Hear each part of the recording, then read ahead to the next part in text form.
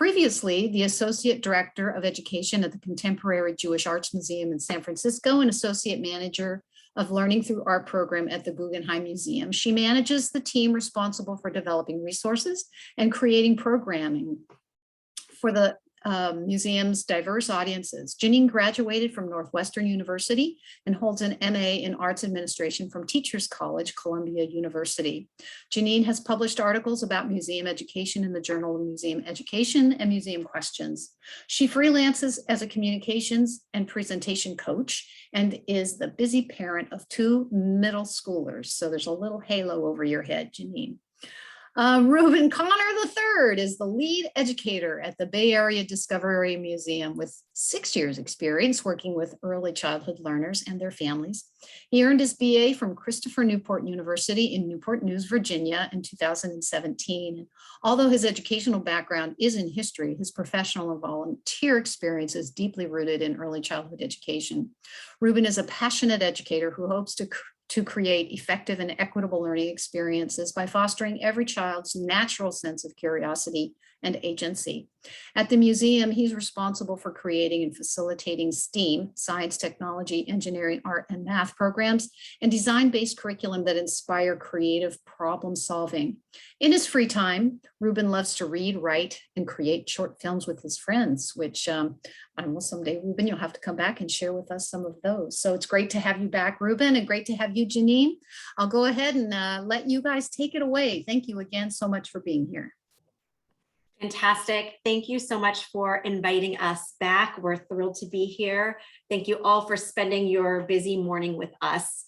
And we hope to be able to meet all of those needs and interests that you articulated in that pre-survey for what you hope to get out of this this morning. I wanted just to start off with a couple of things. We're educators, we're used to doing this in person. I'm sure like all of you want to do this in person. So we're going to try to make this as interactive as possible. So there will be opportunities to share things out in the chat, or if there's something that you want to say live, just unmute yourself and jump on in. And Reuben, in my screen share view, I can't see everybody. So if you notice that somebody's trying to say something, if you want to help me with spotlighting or calling my attention to it, that's great. But we really strive to have as many participatory opportunities as we can. So I wanted just to start off by introducing you to the Bay Area Discovery Museum. So for those of you who have not been to the Bay Area Discovery Museum, this is a beautiful view of our setting. We are right at the foot of the Golden Gate Bridge in Sausalito. And our mission is really about taking research and transforming it into practice that supports creative problem solving. So today, that research and that idea of creativity is at the heart of the topic that we are going to share with all of you, the CREATE framework. And we're going to get into a little bit of what that is and why it's important. But I want to share with you that at the very end of this presentation, we'll be sharing a link to a paper, a translational research paper, which goes into a lot of the studies that back up the information that we're going to share with you today. So if anybody wants to go deeper or to understand more of the nuances behind what we're sharing, there is going to be an opportunity to do a lot more reading if that's interesting to you. So I thought we would start out just by looking at this word today, the word creativity. And we are going to start off with a chat storm. So for those of you who have not done a chat storm before, what you're going to do is you're going to open up your chat.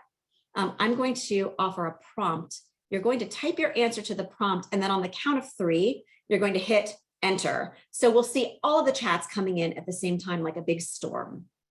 So the prompt for you all this morning is, what comes to mind when you hear the word creativity? So I'll give you a minute to type it into the chat. What comes to mind when you hear the word creativity? Can you give me thumbs up when you're ready with something typed in the chat but haven't yet hit? Okay, I see some thumbs up. And remember, try not to send it just yet. We're gonna count down and everyone can send it at the same time. Yeah, so hold your enter button. All right, on the count of 3, let's hit enter. 1, 2, 3, chat storm. Awesome. All right, I am seeing experimenting, trying new things, imagination, no rules, freedom, fun and freedom, something different than usual, painting, open, expression, beautiful, ooh, loud. Sometimes creativity can be loud. Thank you so much for all of those ideas and those suggestions. And so much of this we are going to unpack later on today. And so when we talk about creativity at the Bay Area Discovery Museum, and so much of what you alluded to in that chat storm, we often think about childhood. We think about pretend play and imagination, these things that we really think that very young children do. And that is accurate. And in fact, childhood is this moment where we can really harness and cultivate and support creativity and creative thinking so that it continues on into adulthood. Because there have been many studies done in the business world. There was a study with 60 CEOs from worldwide, from all different fields, asking what qualities do they see as most important for the future of success in their industries. And number one was not, organizational skills or educational background, but number one was creativity. And for us at the museum, we see creativity as key to creating future problem solvers. So how can we give children the tools and the mindsets and the educational experiences so that creativity can enable them to help us with our current and our future problem solving in this world? And we look around us today, we know that there's a lot of work to be done. So today, we are going to think about how we can cultivate creativity in our youngest learners. Okay, slide advance, there we go. And we're going to introduce you to what we call our CREATE framework. Essentially, at the Bay Area Discovery Museum, we've created this recipe for creative learning experiences. This CREATE framework, which we'll spend the bulk of our time today diving into, draws from research in the fields of education, in neuroscience, in psychology. And it's a pedagogical framework that helps educators, caregivers, parents, formal and informal educators, think about how they can set up educational experiences and environments that support creative learning. We use this framework at the museum when we're thinking about exhibits, when Reuben is designing a program for our school and community partnerships department. And it's also instrumental in our on-site preschool. We share this with parents in workshops as well. So this framework, we're going to dive into each of these letters today. You see right here, we're thinking about activities that are child-directed, that support appropriate risk, exploratory, active, support imagination, and also offer opportunities for exchange of ideas. So for our goals for today are for you to understand the 6 elements of this CREATE framework, and to think about the ways that everyday play, regular materials and tools can be transformed into opportunities for creative learning. And we're hoping that by the end of the day, you'll be able to take away 1 or 2 ideas back into your work environment from this day. But because we like to think about hands-on education rather than talking, we are going to kick this off by inviting you to participate in an activity to demonstrate some of the hallmarks of the CREATE framework. So to kick us off, we are going to build a kit of materials that will support you in doing so. So I'm going to turn this over to Reuben to get that set up. Yes, thank you, Janine. Hello, everyone. It's good to be back and do this amazing workshop with you all. So this is, I feel like, a wonderful way to just kick off thinking creatively and get our creative juices flowing. So we're going to be working with our hands in a moment to make something really soon. But before we do, we have to make sure that we have materials and tools to use for this. And this enters a material scavenger hunt. Woo! So maybe some of you all have done kind of like iterations of these scavenger hunts with your students or children. But material scavenger hunts are just like fun and simple, and easy activity that you can practically do anywhere. You can do it at home, you can do it in the classroom, around the neighborhood, at a childhood learning center. You can do it anywhere. And research shows, the reason why we find this to be important is that research shows that it supports a lot of learning skills. For example, it supports children's observation skills, especially when you all are working with younger kids, and those basic observation skills are so important to foster. Children are able to like start noticing different kind of materials and their characteristics, and they're starting to categorize them based on maybe shape or color or size. And this kind of scavenger hunt helps foster that growth of observation skills. We also know that this also helps foster like accessibility and make things accessible for the child. So again, since these are materials that you're working with and that you're finding around your surroundings, you're probably going to be familiar with them. And so it makes learning in what you're designing a little bit more accessible and easier just because you know the material that you're using. And then last but not least, it also promotes collaboration. So whether the kids are working together and finding things, or the adult is noticing what the child is doing and making suggestions, and you're having that like conversation. It's cool that the kids and the caregiver is able to collaborate and make kind of just suggestions of what to find and how to find it. So that's why we love scavenger hunts. We do them all the time in our virtual programming, and we're going to do one today. So we provided this little graphic for you to refer to if you want. And you may notice that, again, these are like straightforward building materials, but we encourage you to find things that aren't listed on this graphic. And just depending on where you are, this can be, again, anything. And I think that we're gonna like touch back on some of the thoughts that you had about what is creativity. So you can find things that are expressive, that fits you. If you're at home, do you have a lot of hair scrunchies or pillowcases that you think will be good to build with? If you're in a classroom, maybe you have a lot of pencils or pens, rulers, paper. What do you have near you that you can find in the next 3 minutes to build with and just have near you and to be your creativity kit?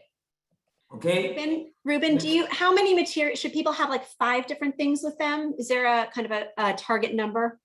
So yes, that's a great question. I feel like you can find five things. I think 5 is a good number. 5 different things around you. And when we go into the breakout rooms, if you want to go look for some more materials, that's totally fine, and it's up to you. So we'll have plenty of time to go on another scavenger hunt if you need to. So for now, just for the sake of time, I feel like we can have 3 minutes just looking for materials, up to 5 pieces that we can build with. And again, it can be anything you want. We'll take 3 minutes and we'll play some music. And then feel free again to like turn off your camera during this time. And yeah, can't wait to see what you all find.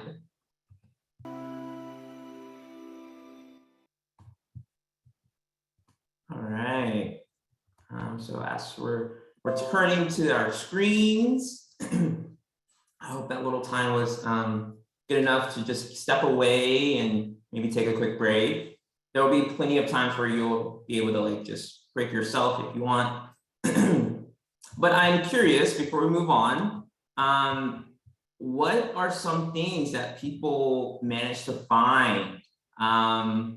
If you're sharing your video, you can either hold it up, but I'm curious, or if you want to share in the chat one thing that you found.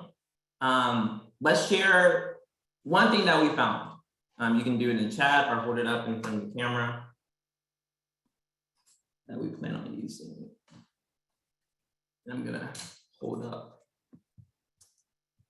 Ooh, see yarn, a book, magazine. Ooh, Beth has bubble wrap. Oh, I used to love that as a kid. Ooh, nice. All right, so I see a lot of different materials, like attaching materials like glue and tape, like manipulative materials like paper, rubber bands. Awesome. All right, cool. So I think we're now that we have our creativity kits, I think we're good to go. So like Janine kind of teased, we're gonna use these to take you through just a quick activity that will walk you through the create framework as if you were the child. So I want to encourage everyone to think back to when you were maybe 3 or 5. What did that feel like? What were you curious about? What did you notice? We want you to think these things while we go through a story that's gonna kind of introduce an activity and a problem that we need help solving today. And then you'll use these materials and tools that you just found for this activity. Okay? All right, so again, it starts with a story. And it's a story about a particular river otter named Olympia. Okay, can you all see my river? All right, so this is Olympia the otter. She loved listening to Grandpa Otter's stories about Mission Creek in San Francisco, where their family lived many moons ago. And his stories were always full of water flowing, birds flying above, and all the fish you could possibly dream of. It sounded like such a wonderful paradise that Olympia often wondered why her family didn't live there anymore.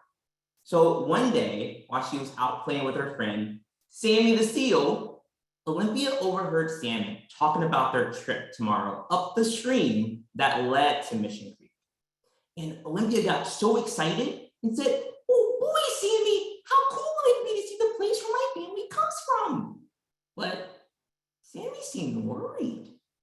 "I don't think we're supposed to go there, because of trash." Olympia was curious because she had never heard what trash is or what it was. So my friends, here's where I need your help. Again, we want this to be an interactive experience. So when Olympia asks a question about what trash is, you can respond with a thumbs up, like a physical thumbs up if you think what she says is trash, or thumbs down if it's not trash. And you can also use that handy dandy Zoom feature, thumbs up and thumbs down, okay? So if you think what she says is trash, thumbs up. If you don't think what she says is trash, thumbs down. Okay. All right, so trash, I've never heard of this animal before. Is it a type of shark? What do you think, friends? Is trash a type of shark? I see a lot of thumbs down. Okay, so, all right. I don't think so. Is it a plant? Awesome. I don't know, Olympia. Is it a tasty snack? Is trash a tasty snack? No. Maybe. Is it some kind of sea monster? Is trash some kind of sea monster? Not really. Then what is it, Sammy? So Sammy just shrugged his flippers and said, I'm not sure. I just heard that some trash can sit all the way at the bottom of the ocean and other trash can float and change shape. Creepy, right?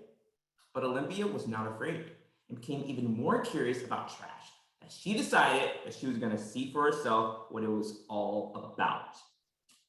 All right, my friends. So at this point in the story, we like to ask students if you think it's a good idea for Olympia to travel with the salmon the next day. And again, this could be a simple thumbs up or thumbs down. Do you think it's a good idea for Olympia to travel with the salmon to Mission Creek? I see some thumbs down. I see some thumbs up. She's a curious river otter, so let's see where she ends up. All right, let's see.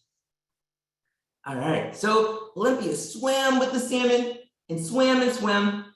And as they finally arrived to the creek, the trip made her so hungry, as she felt like she could eat an entire fish. She saw a super big fish closest to her, and she swam super fast to take a big bite, but she immediately knew that something was terribly wrong. This is no fish, she thought, as she suddenly became tangled, and she tried to break free from the knotfish, but the knotfish wouldn't let her go. She couldn't move and felt tired and scared until suddenly she felt herself being pulled and pulled away from the knotfish. And she turned to thank whoever had saved her. And it was her mom, Mama Otter, who had a very worried look on her face. Sammy told me you were here. I'm so glad I found you. Olympia asked about the knotfish that trapped her. And her mother replied and said, that was a plastic bag. It's something to do with people and their trash. And it's too dangerous to travel when it's around, and our waters are full of things like that, especially here. Olympia had the opportunity to look around, and she finally saw what her mother had meant. There was trash all around. No wonder Olympia and her family couldn't live there anymore. But if only there was something that could be done.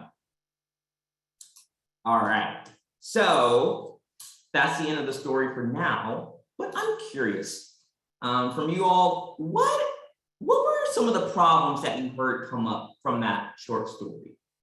Again, if you'd like to share vocally, maybe like raise your hand, or you can type in the chat, what are some problems that came up for you? Let's get like a general. So starting off from the back, I see a plastic bag being in the water. Was a problem?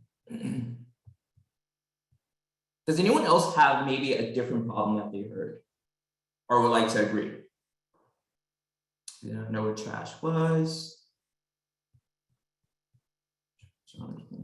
Yes, awesome. No one explained why the otters had moved. Olympia lost her home. Did not know what trash was. Plastic bag in the water.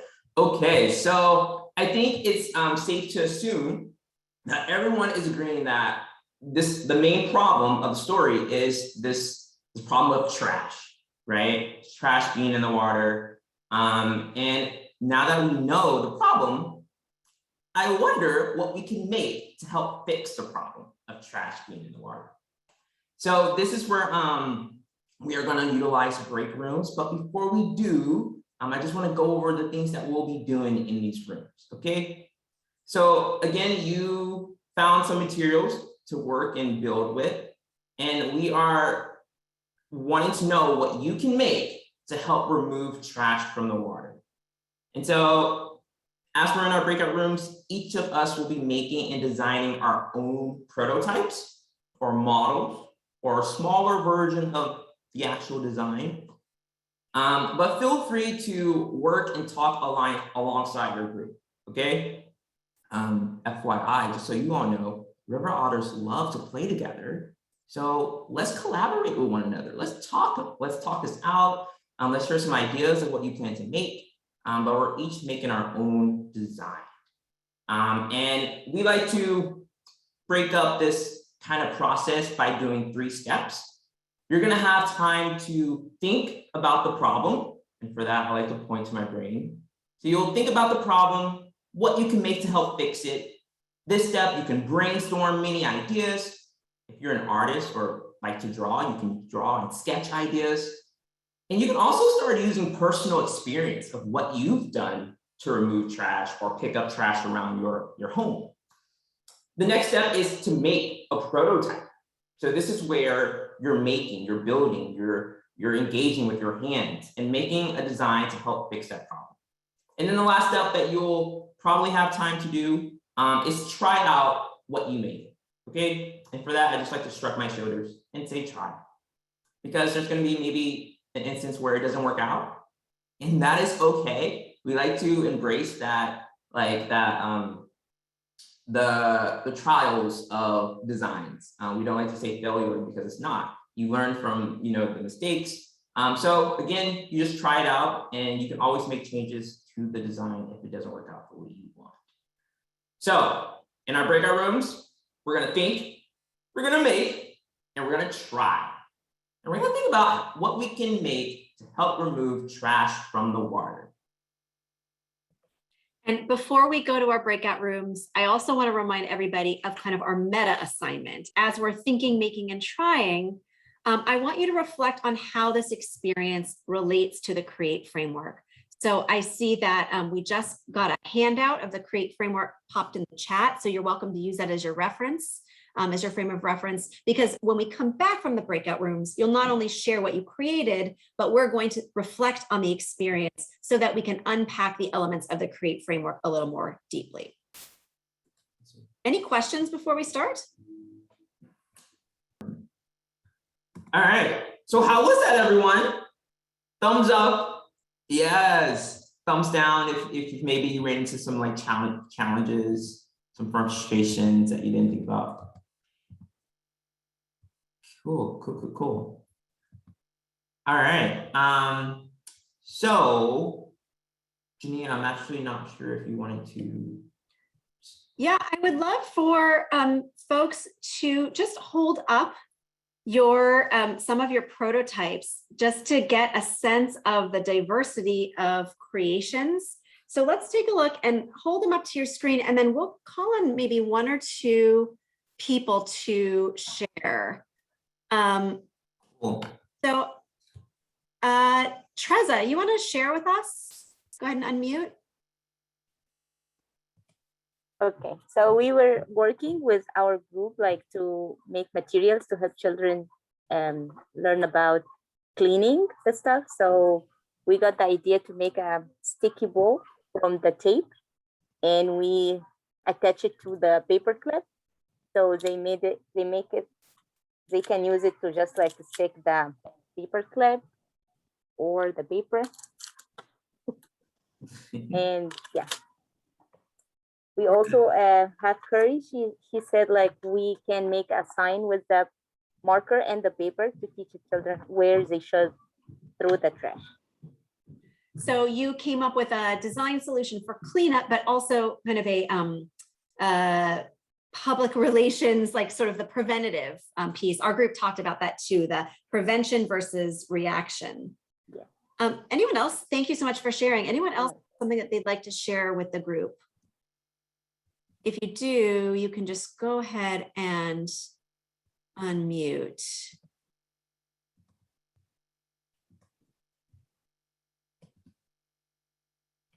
Or you can share in the chat what Yeah. your group made or talked about.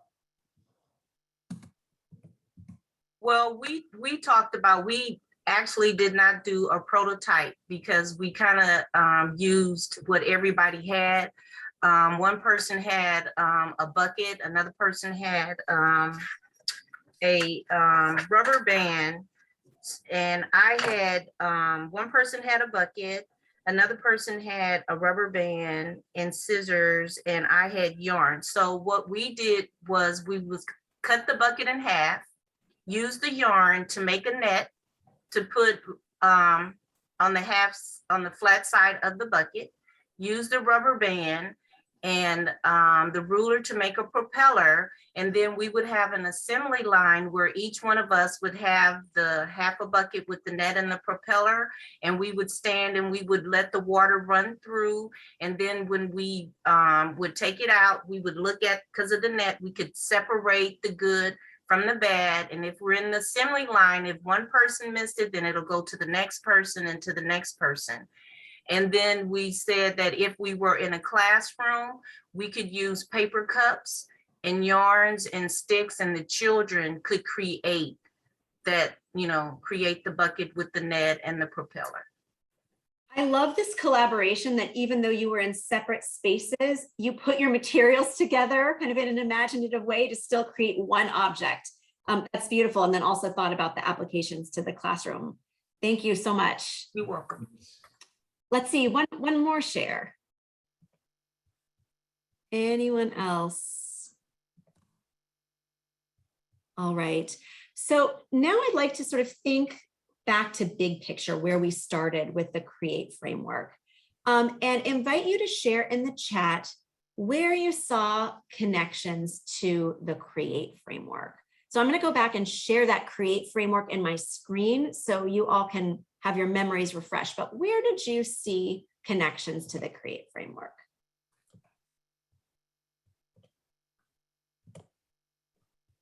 Go to the next slide.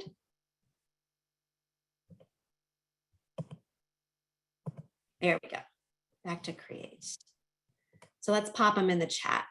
Connections to this CREATE framework.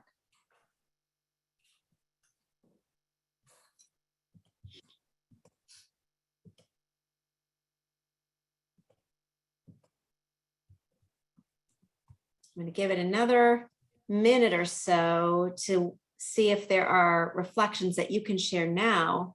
And then we'll actually go into discussing some of this. So hopefully that will illuminate some of those ideas.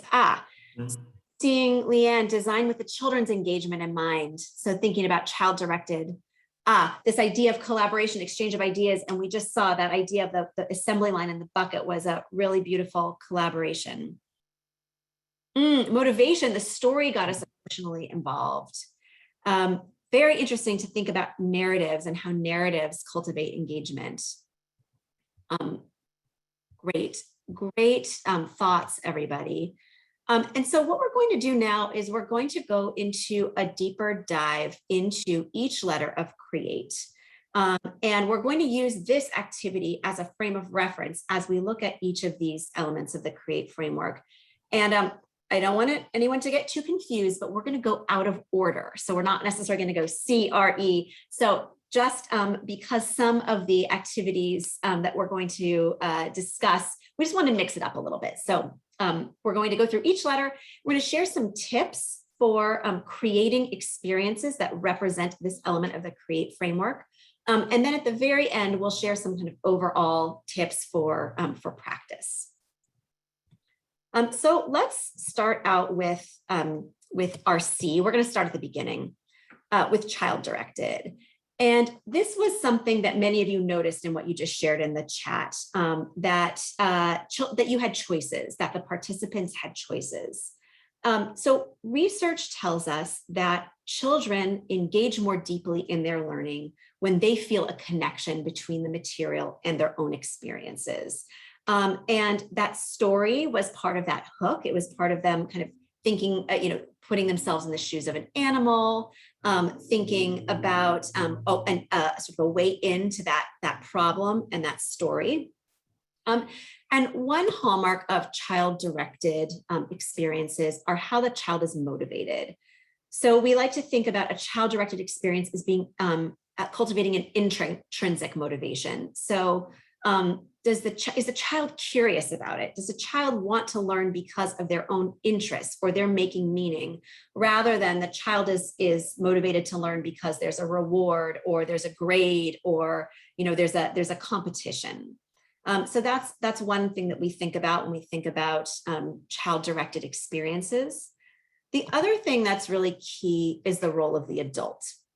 And for a child-directed experience, it doesn't mean that adult has no role there. And you saw what Reuben did. This was not a totally open-ended free play. Reuben shared a story. He set up some prompts. He guided your experience. But within that guide, you had choice. You as the participant had choice. You could identify your own problem. You brought your own set of materials. You could come up with your own solutions. So there was this really nice balance between structure and freedom. And for us, this guided play, that upper right-hand quadrant, is that, that perfect area where it's not kind of too much freedom or too much direct instruction. From my perspective, from our perspective, this idea of exploratory learning goes hand in hand with that child-directed learning. Once again, you noted that this was open-ended, that we didn't necessarily provide a step-by-step set of instructions for the outcome. And you learned by doing. And if we had more time for the try phase, maybe, is it Theon? Am I pronouncing it right? Okay, so maybe Theon's children in her classroom would have actually tested their paper cups with the nets to see could they scoop up some trash out of maybe out of a water table, so that they would learn to see, like, actually this doesn't work. We need a net with smaller openings, or maybe it does work. So that learning by doing is really important here. And for us, the research shows that hands-on learning creates a deeper engagement with the materials and the subject matter. So when children learn by doing, they're building stronger understandings of concepts, and they're more likely to connect that learning to their everyday lives. So this kind of hands-on learning is connected to this intrinsic motivation because it makes the learning fun, but also personally relevant. So will provoke a child to want to learn more.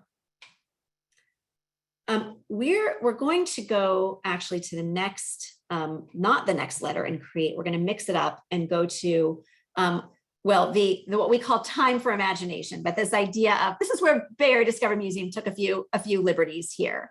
To think about the role of imagination, and a few of you talked about that with the story. And we're going to, rather than talk about this, we're actually going to do a little activity to demonstrate what we mean by that.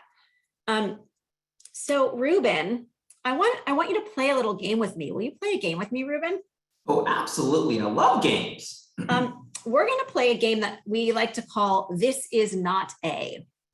Reuben, this is not a pen. This is a unicorn horn on my head. Why don't you take it next, Reuben? All right. So, Janine, this is not a unicorn on your head. This is a magic wand. Would anyone else like to join our game of This Is Not A? Just feel free to unmute yourself and grab your magic wand and tell us what it is instead of a magic wand. Come on, this is improv. Let's go. Let's go. This is Beth. This is not a magic wand. This is a fancy bow in my hair. Oh, very fancy, Beth. Would anyone like to transform Beth's fancy bow into something different? This is not a fancy bow in my head. This is an arrow. Oh. Oh, I like. This is not an arrow. This is my trumpet. And I think we will end it there, because I want to just pause and ask you to share or in the chat, what did we just do there? What was that activity helping cultivate for all of us? Any thoughts about that? Either aloud or in the chat. Imagination, great. What else? There's sort of this saying yes, kind of. I don't know, saying yes that it was somebody's idea and then transforming it.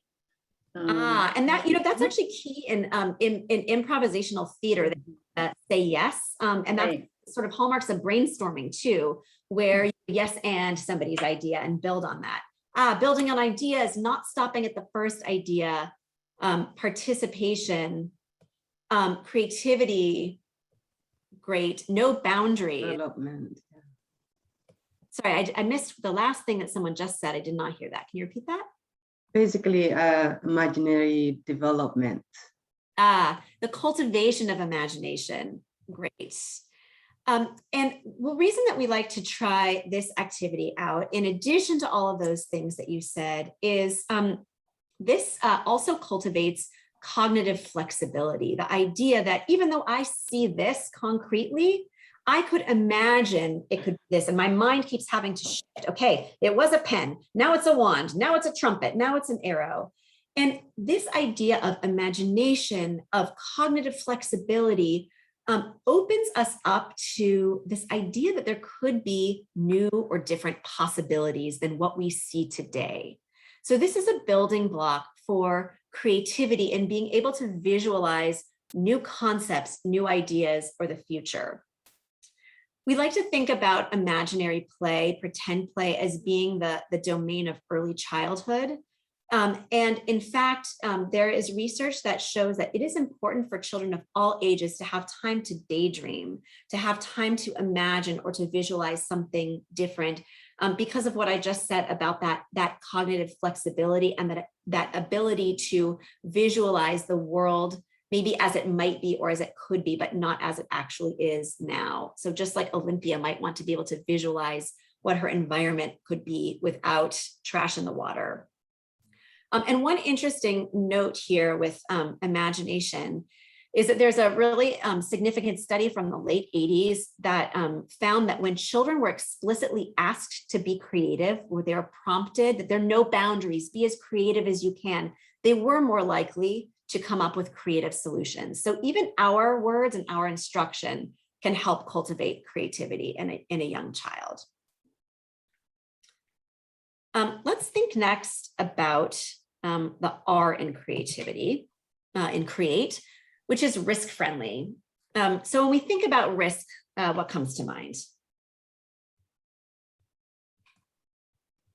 You can put it in the chat or call out. What do we, when we hear risk, what do we usually think of? Risk of getting it wrong or spending time and money. So something. all kinds of risks. There's the risk of a failure, wrong answer, or spending money or time that might not be worthwhile. I'm seeing things about potential danger. So physical risk, emotional risk, disappointment, challenges, being embarrassed. So there's a lot of things that risk can mean in an educational setting. And there is a lot of research that shows that having appropriate risk or safe risk for children is really beneficial to them. We just built an outdoor kind of high risky gross motor play area at the Bay Area Discovery Museum. And there is research that correlates taking appropriate and safer risks in early childhood. There's a correlation between better risk assessment as the child reaches adolescence. So if they learn to assess risks and know their own limits when they're young, they're better able to make better decisions when they might be making decisions about something like getting in the car with somebody who's been drinking or other risky behaviors. But when we think of risk, we can also think of things like novel experiences, trying something new where you might be embarrassed or you might get it wrong.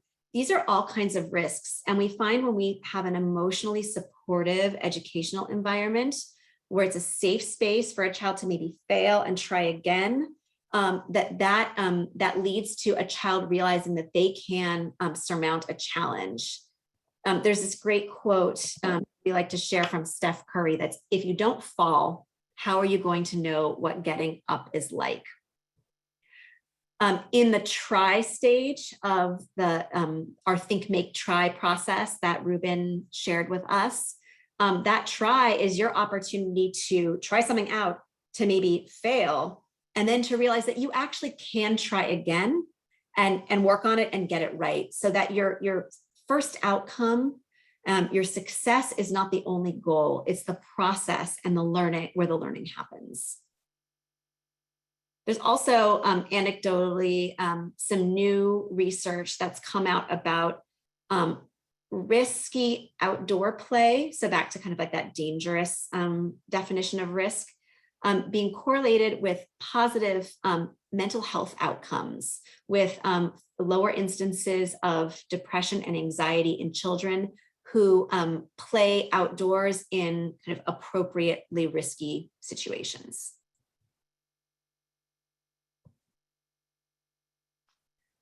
Reuben, let's mix it up one more time and think about active. All right. Yes. So before we talk about just like kind of like the learning goes from active play, we like to do just a quick activity again to demonstrate what that looks like. So hold on, let me get it ready. So we're gonna have time to get a little bit active today or just for this moment and move our bodies. So feel free to make some space if you need to. I don't know about you all, but I'm kind of zoomed out at this point. So let's get away from my screens and make some space.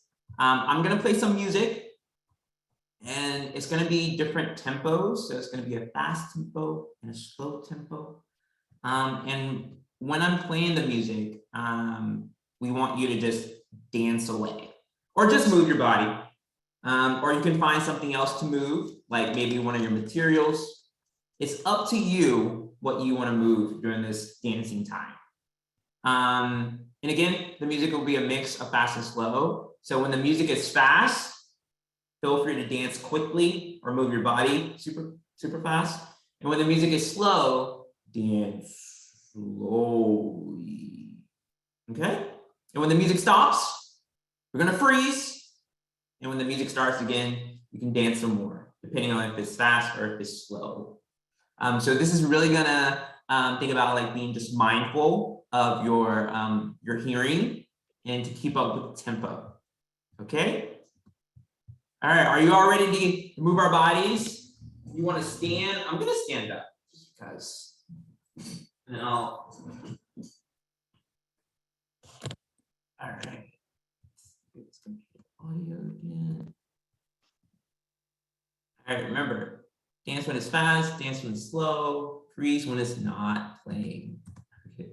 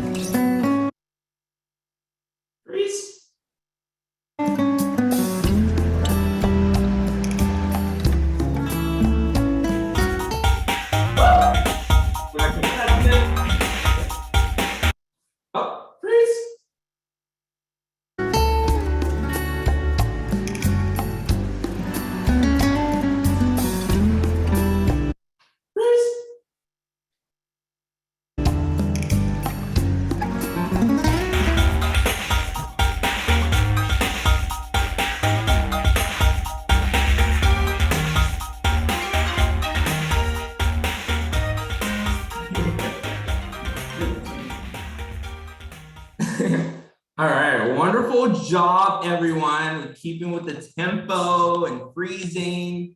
All right, so I'm curious, how did that feel for everyone? That quick movement, active. I'm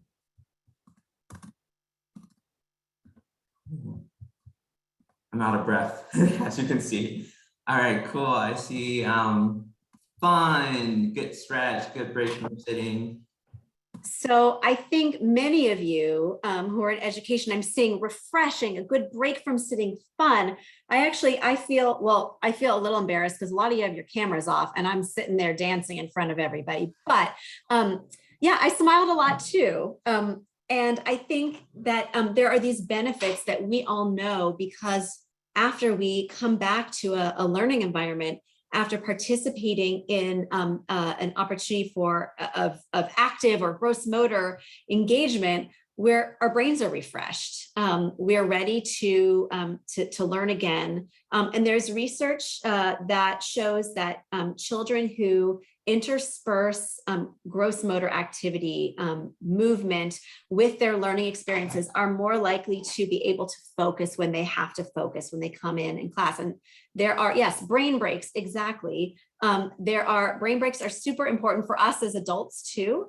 But rather than having big stretches of recess, sprinkling in opportunities for active play in any learning context throughout the day is really beneficial.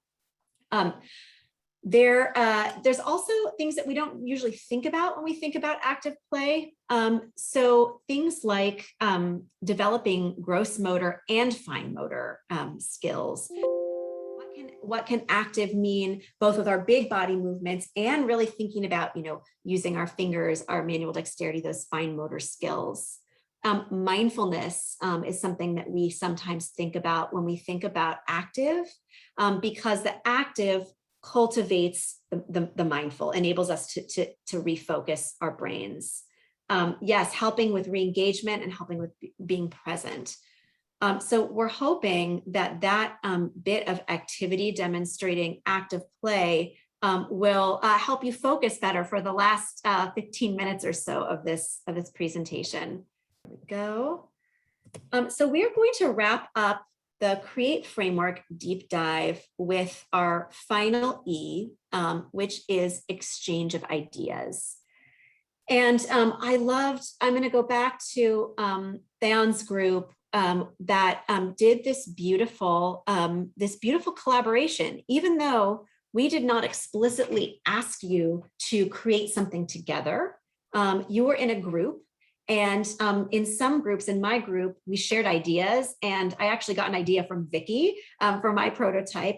But Theon's group came together to create something, one object together, which was the beauty of exchange of ideas there. So the breakout rooms are deliberate. Group work is a great way to share ideas, whether that's an explicit instruction to collaborate or something that happens organically because you're looking at the work that the person next to you is doing. Part of exchange of ideas is also making connections across disciplines or combining different ideas or different materials to create a greater whole. So this idea of synthesis is key to exchange of ideas. And synthesis is something that comes up a lot when we're thinking about creativity. If you think about, for example, the idea of a driverless car. A driverless car is essentially the synthesis between a regular car and a computer. So when we bring those two things together, we can imagine the possibility of something like a driverless car. The last thing I'll share about exchange of ideas is the idea of conversation and communication. So in order for a person, a child or an adult, to be able to share a creative idea with others, they have to be able to communicate about it. And they might have to be able to communicate about it to a peer or to a grown-up, to someone with more knowledge than they have, or someone with less knowledge than they have. So this idea about being in dialogue with others helps build those skills that enable us to share our ideas with a broader audience. So I'm going to pause there. I'm going to stop my share for just a second because the final part of our workshop today is sharing some tips and takeaways. So I would like to, before we go into the takeaways and the tips that we have from the museum, I would love to hear from all of you in the chat. What are one or two things that you might take away today to bring back to your work site, to your organization, or to your classroom? So take a minute to think about it. What are one or two takeaways that you have today? All right, the format of problem solving. How to use just everyday materials. Emphasis on brainstorming lots of ideas. And I love this reminder to have fun, that boosts that engagement, that intrinsic motivation. Not over instructing, really helping guide the play. Problem solving plus fun equals engagement. That's a great formula. Imagination, conversation, and to be explicit about creativity and imagination. Stealing the story, please. This is not stealing. This is exchange of ideas. Exchange of ideas. Fantastic. And there's interesting research about narratives, how children are more likely to be engaged in and eager to participate in assignments that have a narrative. So if there's a math problem, like you think of your classic story problem, because it grounds it in some more in personal experience or in some kind of imagined experience. Great, and the scavenger hunt. So I love all of these, and I'm so glad that this is being recorded so you can see your own takeaways in the chat. I'm going to go back to my screen share to share with you a few of our tips and takeaways. We've broken this down into each letter of create on a couple of different slides. And again, you'll have access to the presentation. And at the very end, I'm going to share a link to the whole create framework paper, where there's lots of other very practical applications that you can take with you. But this is a set of questions that you can ask yourself as you're setting up a learning experience to check to make sure that this learning experience is child-directed, risk-friendly, etc. So child-directed, are there choices that the child can make?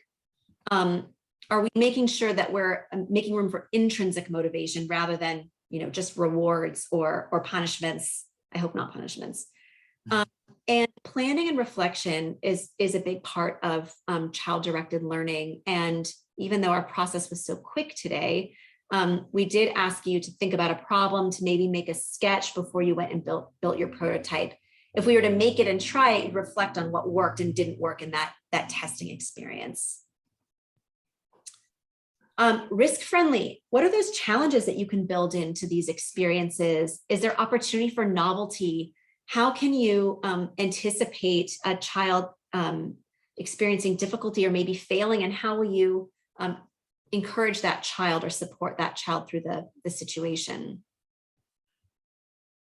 And then exploratory, where do children have an opportunity to learn by doing? And this is where, especially as museum educators, but I know as most engaged educators really think about open-ended questions. And as I'm looking at these, do children have choices? Not an open-ended question, but how can we ask our students open-ended questions to allow for multiple answers and multiple solutions? Our children asked to brainstorm possible ideas and select solutions. So we did that a number of times in today's workshop. I'm going to pause there for a second and just ask for questions. We do have tips for the next set of letters. Questions so far about anything we've talked about, or these tips? All right, I'll keep going, and just know that you can pop something in the chat or unmute and ask if a question comes up. So for our A and create for active, thinking about what are those opportunities for activity, and if it is more of a sedentary activity, how can you incorporate those brain breaks, whether it's a stretch break, and what fine or gross motor skills can we work on, can we develop? This pretend play imagination is really important. And as we talked about earlier, how can we explicitly invite imagination, whether through a story? And Reuben, I love your silly voices. It's so much fun to hear you do that. But how can we encourage our children to, our students to use those, to imagine, to pretend, to role play? How can we encourage and prompt children to be creative? And finally, exchange of ideas. How can we cultivate conversation? Are there prompts on the table? Do we do turn-in talks? Do we do bigger group discussions? Are we asking kids to look over at what their neighbor's doing so that they might get ideas? And how can we ask children to use their own knowledge and outside knowledge to bring together different kinds of ideas or different kinds of thoughts in that synthesis. So once again, I'm going to stop our share. Michaela talks about, think about the opportunity to finish Olympia's story. How could they, that sort of imaginative play, but they're also integrating their design solutions into the end of that story. I think that's a fantastic idea. Yeah.